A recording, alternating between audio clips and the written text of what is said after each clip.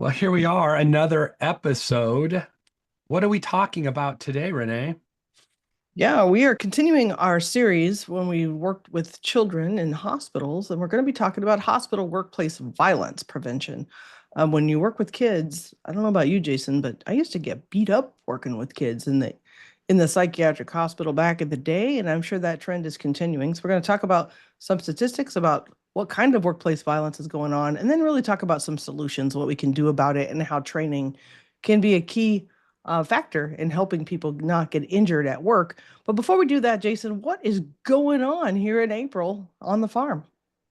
Oh my goodness, it's April, so we're planting, and so when we think about planting season and all the work we did to fix everything and then just to fix it again as we break things. So, it's just the never-ending cycle, right? That's what farming's all about, is everything you think is perfect and then you're fixing it again and again Yeah. and again. Well, I never got to ask, but did you ever get all the corn out of the bin? No, I'm going to complain about that next episode. Oh, okay. No, we're planting and we still have corn to haul. So that's been a whole, three Well, I'm month figuring ordeal there's that a shouldn't have fix been. it component to that. Once that story concludes, there's No, probably more fixing it with the bin thing. So I'm guessing there's more to fix. we're fully operational, other than at some point I accidentally knocked an electric connection off the spreader. And so my 40-foot extension ladder won't reach that high. And so Ooh. somebody has to dangle like 50 feet in the air down from the Ooh. top to connect these wires that may or may not been hit when we were trying to unplug it. Remember early in the winter when we had that Mm. plugged sump? And so we had these 20-foot sections of rebar, and we ended up poking holes in the bottom of the bin. I'll complain about that too. Brand new bin Ooh. with holes now in it. We were, yeah, that's another fix Oh. it, right? Because you build a $250,000 bin and then you have to go in and patch the holes. You put it on year one because of this plugged sump. There's so much to unpack in that story, Renee. We'll get to it on the Oh, next episode, though. I I can't promise. wait. Well, and in some cases, this could cause workplace violence, right? If Yes. you figured out that your friend is who poked the holes in the bottom, next thing you know, you too could have violence in the workplace. Right. Maybe sometimes I won't even say it. I was good. No, I won't say it. I was gonna say maybe some of those farm place accidents aren't really accidents. Well, Um, yeah, it's you not know. good. So today we are going to talk about workplace violence, and it is a real concern. And so let's kind of talk about what it is. What is workplace violence? And I know I shared this recently. I've been involved in this, but kind of from your perspective, Jason, as we're out talking to people, what are you hearing as some of the stories of what's going on in the workplace, especially if we're thinking of hospitals and our provider groups? What's going on out there? Well, I mean, I'd like to preface with this is nothing new. I mean, we call Oh, it workplace no. violence, but I mean, I've worked in residential treatment facilities my entire career. I Yeah, started out working in locked, gated facilities with adolescents, and violence was part of it, right? Whenever you contain right. people in a setting, people tend to get violent, especially if they have a mental health condition or a Right. substance use condition. And so when we look at institutions, residential treatment facilities, we've had to manage violent people, whether it's children or adults, forever. I Right. think we're seeing an increase of this thing, especially in hospitals. And so Mhm. hospitals are struggling to make the change of who is this new population that historically they may not have served. And so, I think that's where now, we've retermed it workplace violence. Well, I think there's other things that we could better talk about this, right?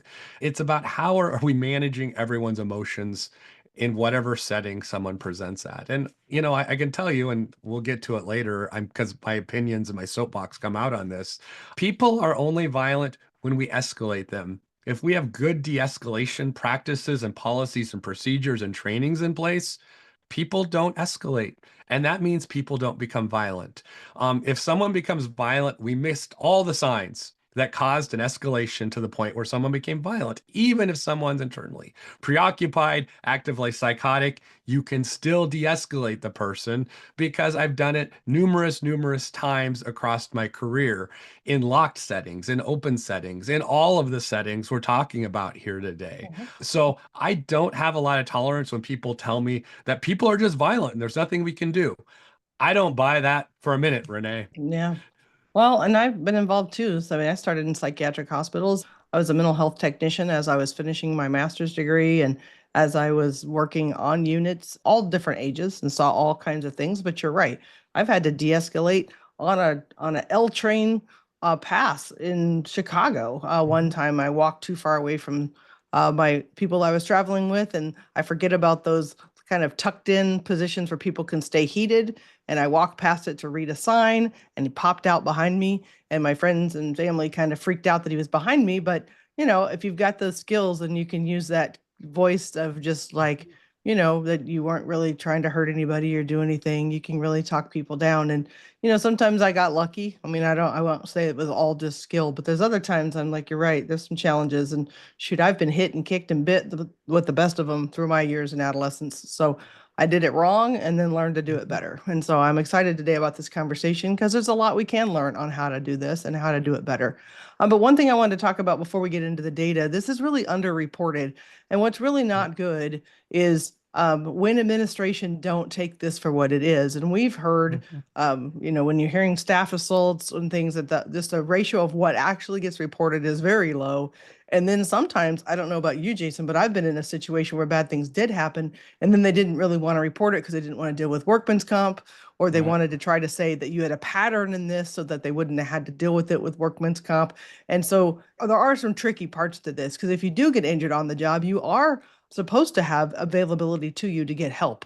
And it is the place's fault and their job to help you get that kind of access to care. And that's part of the whole workman's comp system. And we all have to pay into this system. But there are sometimes some really bad stories out there of people who did get injured and then they don't want to use those services. And so we won't talk too much about that today, but I just want to know that we know and we are aware that the data we're going to talk about is probably not as accurate as it could be because of some of these factors, either due to underreporting or not wanting to report or changing. And I remember one particular issue I was involved in.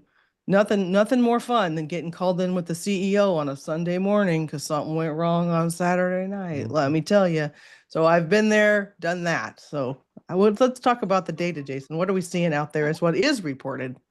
Well, and I think that you make a good point as we move into data, thinking about we remember when the ED got destroyed or the $50,000 bill to have to redo a room in the emergency department, but we don't remember the 500 other times that everything went well. And so sometimes that clouds the data Mm-hmm. because True. it's not reported. I was at a hospital earlier this year, Renee. We were doing work at a hospital, and the HR people said, "We know we don't get all the incident reports on these. We know the nurses aren't completing the incident reports." I'm like, "Then how do you know what your problem is? How do you Right. know this is a real issue? Because you don't have accurate data." And everyone in the room, including the CEO, said, "Yeah, we know we don't know what the real problem is." In Right. people's mind, it's a huge issue. But in reality, we can't actually put a number to it. And so I think that's the challenging part to have an open and honest conversation about this because it's a serious issue. Like if staff are being assaulted repeatedly, then there is a problem. But Right. how do we figure out the problem if we're not measuring it? And so we know across the healthcare industry, healthcare workers, nurses, and EDs are 5 times more likely to experience workplace violence Mm. than other industries, right? So we know this is a huge problem. We know workforce violence accounted for, the rate of 14 non-fatal injuries involving days away per Mm. 10,000 full-time equivalent hours, right? So we know people are having to take time off because they're being assaulted. A lot of times it's not serious assaults, but I've been bitten. It's not comfortable, right? It's Mm. uncomfortable. Sometimes you have to go through a series of shots. It's something that it's psychologically draining, right? And I think that's the part of this where we see the increases.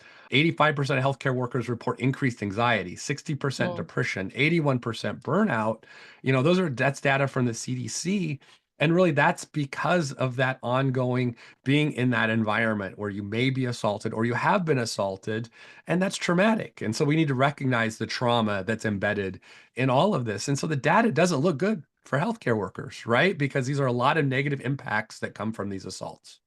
Right. And if I mean, you have been around as long as I have, and you probably were trained the same way I was originally. The thought process behind a lot of the workplace kind of incidents was restraint. and we were Right. taught how to quote safely restrain. And I'm telling you what, I got injured more trying to restrain than I ever would have if I would have just Yep. de-escalated and kept hands off, right? Yep. And so even in corrections, some of those things have changed. So like if a person comes in parole and they're going to be arrested or whatever, they don't put hands on anymore. If the person chooses to walk away, get a warrant, and then deal with the arrest down the road. And so there are changes that even we have made through the years that maybe restraint wasn't a great call because I was trained in restraint and I wasn't bad at it. But boy, between your own body and what your body, the stress it went through, and then maybe some of the injuries that would happen through restraint just wasn't very fun. Now, there are times where some people have to be restrained. And I think in Right. my prison system, we do have some that are really violent and, have already been hurt people in lots of other settings. And so we try to de-escalate and maybe do the best job when maybe not. And so there are some challenges and some very rare restraints, but it isn't the culture anymore. I know in the 90s, 2000s, that was a lot of what a lot of the training was. And so today we're going to talk differently about training and that it's not that. And I'm really grateful for that. I mean, I still have those skills way back in the back of my mind, but I don't use them anymore unless for Hmm. some goodness terrible reason I'd have to. So what are you thinking about training? I mean, it really has shifted, hasn't it? It absolutely has, but those trainings are still out there, Renee. There are still Oh, yeah. trainings that are more focused on what to do, how to, manhandle someone, and maybe not put as much emphasis on the de-escalation side of that. Unless someone's in imminent danger to themselves or someone else, I really don't understand why we're forcing them into a room and locking the door. And so a lot of our accreditation bodies, we look at JCO for hospitals, they've really clamped down on that and said, no, you can't do that. We've seen the same thing happen in residential treatment facilities. But let's be honest, emergency departments are kind of late to the game because they're not managing people over a long period of time. They're managing people during that time period where they're experiencing an acute condition, or someone's showing up to the emergency room in a crisis and they're escalated. And so it does take extra training and extra guidance. And all trainings aren't the same. I think that's kind of the takeaway. I was at a hospital here, 3 or 4 months ago. I sat with them and I said, well, how are you managing your ED? What are you doing? And they're like, we did a study and we found that we switched companies of what training we used. And we saw a Mm. spike in workplace violence, in assaults on staff. Oh, And boy. they had an intern that ran data analysis, and they were able to show a correlation with when they started a new training Wow. company. That's impressive. We talk about that a lot, how we make those kind of changes and then we don't look at the data and see Right, how it's actually changed. So kudos right, to them to be able to pinpoint a shift because a lot of people, we just make those tweaks and changes. And we've gone on about that in right. previous episodes about how we never look at if it's made any difference at all. So kudos for checking that out. But And wow, the fact that that made such a huge difference with just and guess changing what? training. And they went back to the old training module that had been Yeah, updated, and they saw a decrease in right, workplace violence, a right. decrease in assaults. It was That's all awesome. about culture and education and training. And so this is really a culture issue more Yeah, than anything. And so when you think agreed. about it's the culture of your emergency department, it's the culture of your unit, it's the culture of the program that you work in. And I think where is the emphasis on that? So oftentimes when we talk with hospitals, the CEO is worried about, well, where are we going to come up with another $50,000 to fix all of the issues, of broken equipment? And all this stuff. And they're not saying, well, where are we going to invest in training so that we can prevent this? It doesn't mean it's not going to happen at certain points. It may happen. Or, or like you and I have seen in some of these hospitals, maybe we shouldn't have put folks with behavioral health issues in those rooms with the swinging, Right, dangling lights from the right, ceiling. And maybe right, we should have created the space correctly in the first place. We would have right, had less damage, right? Because we've right. seen some crazy old hospital designs, and they're like, yeah, they're beautiful, but wow, that's not going to go. And then, of course, it doesn't. And the first person that comes through destroys all the things that you and I can see that that's a Yep, terrible choice. And so, yes, it is expensive, but it doesn't have to be. I mean, on that end, it's a design preference and it's a design. There are people out there whose job it is to design safe spaces. Those are right. the spaces we should be using in these kind of crisis situations, not the ones that have all the glass and And all of the and a trauma chandeliers. And a trauma-informed safe space isn't just a blank walled room, right? We can still have some No. color. We can still create a space that has comfort, and a couch that's safe, that meets certain criteria. You can still create a safe place that doesn't have to be miserable. Because remember, we talked about in previous podcasts, someone's going to sit in that room for 4 times longer than someone who's there for a medical condition. And so we're talking someone could sit in that room for days. And if you go to some of these, I quote, safe rooms, I go into them for 10 minutes and I'm like, get me out of this room. This is horrible. Um, Right. we do need to think about how do we design spaces that are actually usable and Right. functional that people want to be in. Well, I think of the new hospital wing up there at Mary Greeley near you, and they've got that furniture that's Right. created specifically for this purpose. And so they've got furniture that's made to not be destructible, but to be comfortable, to not be harmed. And so, there is thought that can go into this. And so it's on the front end of these conversations. It's not after the fact that something's destroyed, and so and there's two parts of this. We're talking about workplace violence, two pieces. One is the planning of your space but then the second part is the training and like making sure that your employees who come in contact with people have the appropriate training. And we've talked about this story before, but if you recall, in one of the hospitals we were at, when somebody was escalating, they were going to do this all call for all employees who happened to be available to Right. show up. That did not mean any of them had been trained in de-escalation. No. And then you're going to have them from who knows what departments showing up in what kind of outfits, and they're all just going to escalate that further. What a terrible idea. And so you can think through like some of that preventative things about like whoever you decide are going to show up, they should be the ones trained in de-escalation and making sure that that is who shows up, not just anybody, because The then those extra people just get harmed. Right. I don't think always the third shift maintenance guy is the right person with the right presence. He may be, maybe not. But if he Um, shows up with a mop and a bucket, it's going to turn into a weapon. Someone's right, going to get clocked. right. It's just like, let's think that through. I mean, it's like we've got the broom, we've got the mop. I mean, what are we trying to do here? And so, it's just like thinking about like there's just so much here that can be prevented. A lot of this is about preventing violence, and you have to set the stage for it to go well and think about it from a calm perspective with the colors, with the atmosphere that's calming, the music that's played. All of the things can add to the ambiance that helps it be calm and to de-escalate. And you can set it that way, or you can go the opposite way and just gin people up from the beginning and then wonder why somebody got violent. And that's just backwards. And so And there really is a lot more forethought to go into this. And then, of course, having policies and procedures that clearly Right. outline how you respond, who responds, who gets trained, right? We've talked before 60% of rural hospitals don't have any criteria or policy around how to assist a young person, an adolescent who presents in the emergency room for a behavioral health condition. There's no policy, there's no procedure, there's nothing in writing on what they should do, how they should respond, how they should manage. And so the number one thing to have forethought is not just in facilities, but also in policies and procedure, clinical pathways, partnerships, all the things you need to have connected back to the community in writing. So whoever the nurse is on staff that night knows where to go, who to contact, and what the protocol is to manage that person. Yep. And if you're listening and you're like, well, I'm not in a hospital, this still applies to you. The folks that struggle that show up at the hospital show up lots of other places. They'll show up at the pharmacy, they'll be at Walmart, they'll be at the convenience store, they're in your office location, and you still need to know how to handle people to de-escalate. I think about just in my own office, we've had a death of a coworker and how it's handled matters. People Mhm. dealing with their feelings about losing someone, it matters. And to think of there's right ways and there's wrong ways. And I've seen both of Mhm. like, the impersonal, oh, by the way, email, or taking the time to walk in and tell somebody who's going to be, upset and give them as much information as you can and listen and let them process. I mean, there's different ways and they may not become violent, but they definitely get that anxiety and that stress and that depression that we've talked about that leads to burnout. And if we don't handle just day-to-day issues with some tact and some that de-escalation, that's a skill that you can use anywhere. And I've used it at playgrounds. I've had to use it at church.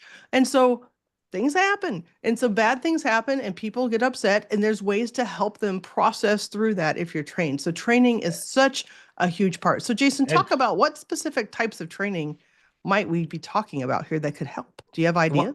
I have, yeah, I was just going to say, there's all kinds of trainings you can do. And it just starts every training that we do. I think about notice, talk, act, question, persuade, refer. I could go through acronym soup of all the trainings, mental health, first aid. A lot of those trainings aren't necessarily healthcare centric, but they're office, they're community based, they're community centric. And then there are Right. trainings that are specific for healthcare staff. For Mhm. suicide prevention of folks who work on the unit in acute care. There's a level, a progression of trainings all the way through. They all start with getting comfortable having a conversation with someone, right? At That's the right. end of the day, every one of those trainings is in order to de-escalate someone, you have to talk to them. You can't just run away. Every one of those trainings I teach, whether it's in schools, whether it's in a healthcare organization, whether it's a community training at a library, starts with we have to be comfortable having uncomfortable conversations with individuals who may be experiencing suicidal thoughts or may be experiencing auditory hallucinations. We simply need to be comfortable having a conversation and not freaking out ourselves because that's what escalates people. You Right. escalate people because you escalate and people follow you up that escalation path. I mean, I'm suddenly doing a training, I feel like, Renee. But, as I think about all of those different flavors of training that we do, specifically, it comes down to matching the training with the staff, right? It may be the janitor in that hospital doesn't need the same training as the RNs, but everyone needs a training that's evidence-based, that's going to help them to manage because they're all going to come into contact with those same patients over the course of a 24-hour period. Everyone should have training. And so oftentimes we go in and talk with a hospital or facility, and they're like, well, we don't train that group of staff because they won't have contact with clients or they won't have contact with patients. No, I think they do. They actually may have more contact with patients than you ever believe that they do. And they probably need the training because they may have a bigger impact because they may have a more calming presence just being in the hallway. And someone may see them as protective. And so sometimes I'm big on the housekeeping staff. They sometimes have way more weight to carry than anyone gives them credit for. Yeah. Well, I also think just about all the specialists and the particular types of doctors. We Yeah. all know better than to think that all of them are really good at de-escalation or even having bedside manners. We've all met docs that are not good at this. And we've heard stories in Southern Iowa. I got a call once that the guy was like basically banned from the entire hospital network because some doctor took whatever he said as a threat and so therefore banned him from his hospital. But then it's a hospital system, so he got banned, so he couldn't even get health care, and Mm. ombudsmen and people in the state had to get involved, right? Because sometimes doctors don't know what to do. Yep. And so that concept of the provider training is so helpful. We talk about it often because it's really important. We talk about how we're training like podiatrists, you're training osteopaths, you're training, rehab specialists, whatever, because you still come in contact with folks that are in pain and that have mental health concerns.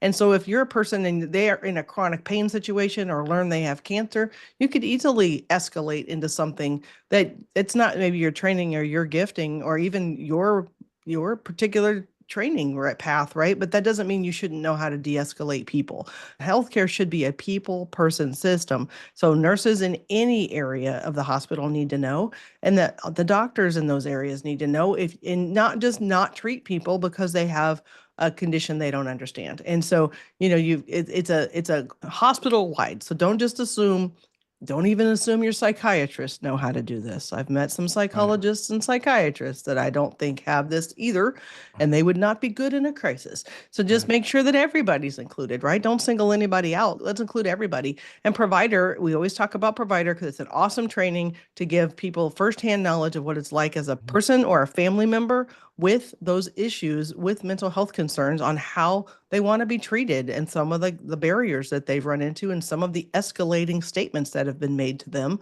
through their treatment history. It's really, really fascinating to listen to people of what doctors have said to them. And then they wonder why there's workplace violence. It's like Mhm. you just said something horrendous to this patient, and then you're wondering why they, might have got mad at you. Right. Crazy, crazy. Anything else you wanted to share about this before we talk about our self-care policy of the week? No, I think we're ready for the self-care policy of the week. 'Cause I think this conversation really lends itself well to, these are stressful positions, and our healthcare They are. workers put themselves at risk every day to manage situations that they have no idea who's going to walk in the door Mm-mm. next. And that can be a very stressful job, Yes, because there's some days there's nothing going on and it goes great. And there's some days where you want it to be that day and it's not going to be. And it really goes off the rails very quickly. And so that's a really hard job to have. And so, I certainly extend my gratefulness and gratitude to all of those folks who do those jobs, that take care of people all the time, because it's really hard. It's hard it is work, and they very hard. really have to take extra steps, as we talked about in the data, to take care of themselves, because those are That's right. high burnout, high stress, at risk jobs. That's right. Yep. And so that self-care policy of the week for the recovering politician is about asking for help.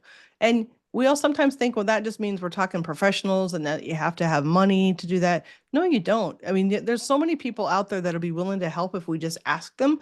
And what are you talking about? Maybe it's just somebody that you can tell stories about the crazy stuff that happened at the office this week. And they don't have to work in your office. And most of the time, it's better if they don't, because then they don't know the players and you can just kind of vent about whatever you needed to talk about.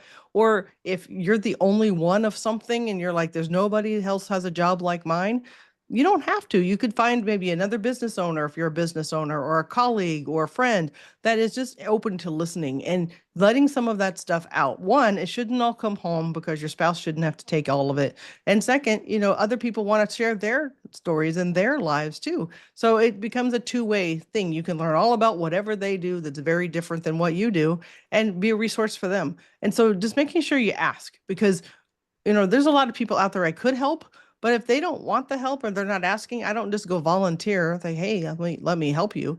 I just kind of sit back and wait. If somebody asks for help, those are the folks that I'm the most likely to help. And that's generally how most of us are. So just don't forget that all of us need help. We work in healthcare. It's a very stressful business, and all of us need to be thinking about how to take care of ourselves so we can help take care of others. So today we started out talking about Jason's bad day on the farm, but then we continued into workplace violence.